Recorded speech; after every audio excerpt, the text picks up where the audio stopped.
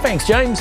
And now we're going to be talking to the owner, Alex, about how he acquired the property, his thoughts and feelings as the renovation went through, and why he made that purchase on that property. Thanks, Alex. Welcome to Adding Value. Thanks for having me. Thanks for coming along, and you're a first home buyer. It's a frightening time to be a first home buyer. You were telling us earlier you bought at auction. It was ferocious. They were down to the $500 bids, and you managed to stretch yourself, and you even went past your budget, which, you know, I mean, I always say to people, bid to your maximum, because if you don't win the property, you walk out the door knowing there's nothing you can do, and you did that and you got that. So before you embarked on looking for a home, did you seek advice from anywhere, or? Me and my partner, we're part of this whole property investment group. Okay. And they've got the blueprint to what kind of homes to buy and how to make the most value out of them, how to get the most value out of them. Excellent. And they just had all the tools, what you need to look for, and just, yeah, and there's a mentor there who's just guiding us all the way through. So that's just, we couldn't have done it without them. Yeah. That's a smart move, because you can't buy experience, but you can get it from other people, and Yep. you know, like-minded people, and they're always willing to help, because you know, I always think everybody has a soft spot for a first home buyer, because everybody knows just how hard it is. So how many properties did you look at when you online and then physically? Online was hundreds and hundreds every day, just checking what new properties come up. Yeah. And then physically, probably about 50. Wow. Just, yeah, open home after open home. Yeah. And you were working to a fairly strict budget? Yep. Okay. Yeah. You were specifically looking for a 2-bedroom property that had the capacity to take a third, whether that was a third bedroom or a third office, because you have a work from home environment, is that correct? For us, it was just get the best house possible, as in we need, so this is the foundations, right? Just like, I don't really care. It was, let's get the most value out of this. That was our goal. How did you come across James Gorin and the renovation team?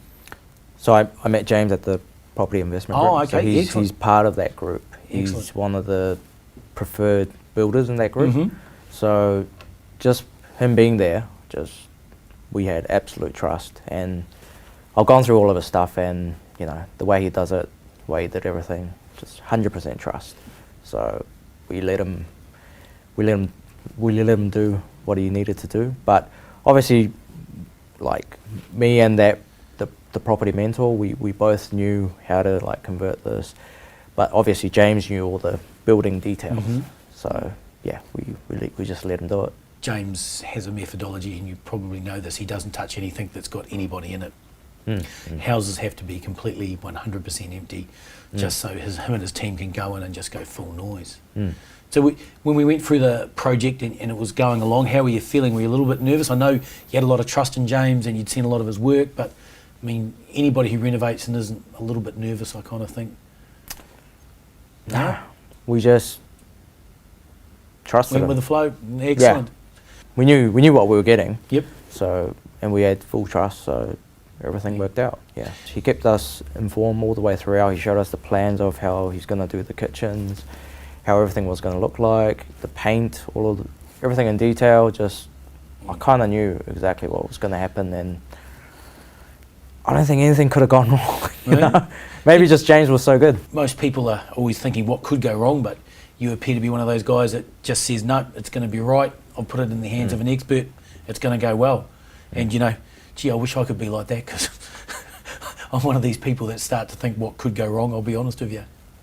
In this situation, no, because when you trust somebody, when you invest a lot of money, you invest a lot of time, you do your homework, you know what you're going to get. There's nothing to worry about.